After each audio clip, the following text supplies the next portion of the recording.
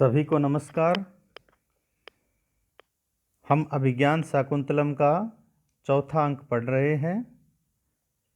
प्रथम पद्य पढ़ चुके हैं, जिसमें शकुंतला को दुर्वासा ऋषि के द्वारा शाप दिया जा चुका है। अब कण्व ऋषि आश्रम में आ चुके हैं तीर्थ यात्रा करके, और सोकर उठे हैं। तब अपने शिष्य को कहा है कि समय का पता कीजिए कि क्या प्रातःकाल हो गया है। तब कण्व ऋषि के शिष्य बाहर जाकर देखते हैं कि एक ओर सूर्य उदय हो रहा है तो दूसरी ओर चंद्रमा अस्त हो रहा है। यह इस पद्य में हम पढ़ेंगे। दूसरा पद्य है। इस पद्य में मुख्य रूप से यह बताया गया है कि इस संसार में न हर समय सुख रहता है और न ही दुख रहता है। इसमें संसार के लोगों की दशा निरंतर बदलती रहती है। आज सुखी है वे कल को दुखी हो रहे हैं, और जो आज दुखी है वे कल को सुखी होंगे। इसी से संबंधित ये पद्य है। यहाँ मुख्य रूप से ये शकुंतला को ध्यान में रखते हुए ही हम इस पद्य का अर्थ निकालेंगे।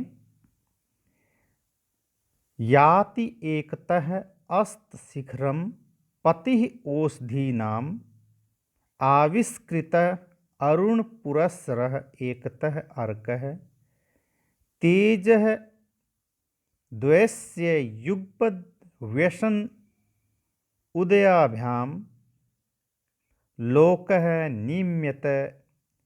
नियम्यतः इव आत्मदशा अंतरेषु।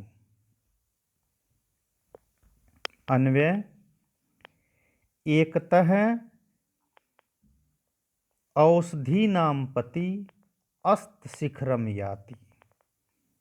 एकतः अरुण पुरस्सरः अर्कः आविष्कृतः तेजोद्वयस्य युगपद व्यसन उदयाभ्याम लोकः आत्मदशा अंतरेषु निम्यते इव।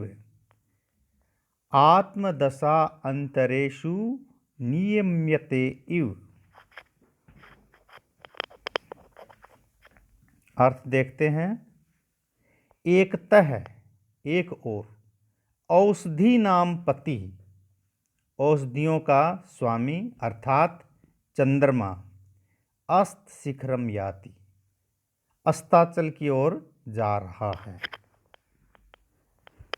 जब कण्व ऋषि का शिष्य बाहर आकर देखते हैं कि एक ओर औषधियों का स्वामी चंद्रमा अस्त हो रहा है, एकतः अरुण पुरस्सरः अर्कः आविष्कृतः, और एक और अपने अरुण नामक सारथी को आगे करके सूर्य उदय हो रहा है।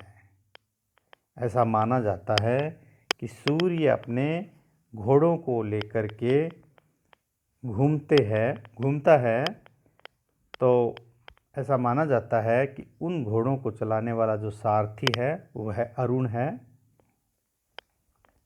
तो एक ओर चंद्रमा अस्त हो रहा है और दूसरी ओर सूर्य उदय हो रहा है। इस प्रकार से यह दशा परिवर्तित होती रहती है। जो पहले उदय था उसका अस्त हो गया है, और जो पहले अस्त जिसका हो चुका है, जो पहले अस्त हो चुका है, वह उदय हो रहा है। तेजोद्वयस्य युगपद, दो तेजों के युगपद एक साथ, व्यसन उदयाभ्याम अस्त और उदय के द्वारा, लोकः संसार आत्मदशा अंतरेषु संसार अपनी दशाओं के परिवर्तन के बारे में नियम्यते इव अपनी दशा के बारे में शिक्षित किया जा रहा है। दोनों तेजों के एक साथ अस्त और उदय के द्वारा संसार अपनी दशाओं के परिवर्तन के बारे में मानो शिक्षित किया जा रहा है। यहाँ देख रहे हैं कि एक ओर तो चंद्रमा छिप रहा है और दूसरी ओर सूर्य उदय हो रहा है। एक साथ एक के अस्त और दूसरे के उदय के द्वारा ऐसा लग रहा है जैसे मानो इस संसार को ये शिक्षित किया जा रहा है कि इस लोगों की सुखात्मक एवं दुखात्मक जो दशा है वह बदलती रहती है। तो यहाँ पर हमें जो ध्यान देना है यह मुख्य यह है कि जो शकुंतला है वह प्रसन्न थी, उनका विवाह हो चुका था दुष्यंत से, वह महारानी बन चुकी थी, किंतु दुर्वासा के श्राप के कारण दुर्वासा के शाप के कारण सब काम उल्टा हो चुका है। दुर्वासा ने शाप दे दिया है कि अब दुष्यंत याद कराए जाने पर भी यह याद नहीं करेगा कि मेरा शकुंतला के साथ गांधर्व विवाह हो चुका है। तो यह इस पद्य के माध्यम से बताया गया है कि इस संसार में सभी लोगों की दशा एक जैसी नहीं रहती है, समय के साथ परिवर्तन होता रहता है। एक बार फिर इसका अर्थ बताता हूँ। महत्वपूर्ण श्लोक है यह पद्य, परीक्षा में काफ़ी बार आता है कि एक ओर औषधियों का स्वामी चंद्रमा अस्त हो रहा है और एक ओर सूर्य अपने सारथी अरुण को आगे करके उदय हो रहा है। इन दोनों तेजों के एक साथ अस्त और उदय के द्वारा ऐसा लग रहा है कि मानो पूरे संसार को शिक्षित किया जा रहा है अपनी दशाओं के बारे में कि संसार में स्थिति एक जैसी नहीं रहती है, काल क्रम के अनुसार बदलती रहती है। सुख दुख, हानि, विकास, विनाश, उदय, अस्त, यह सब चलता रहता है। अतः कभी भी उन्नति के समय कभी ज़्यादा हर्षित नहीं होना चाहिए और न ही विपत्ति के टाइम अधिक दुखी होना चाहिए। यह इस पद्य के माध्यम से बताया जा रहा है।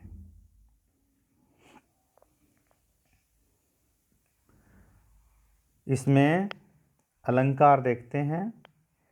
यहाँ पर मानो का अर्थ निकल रहा है कि मानो संसार शिक्षित किया जा रहा है अपनी दशाओं के बारे में, अतः यहाँ पर उत्प्रेक्षा अलंकार है। इसमें समासोक्ति अलंकार भी है, क्योंकि समासोक्ति अलंकार इसलिए है कि यहाँ जो सूर्य और चंद्रमा के बारे में जो बताया है इनके आधार पर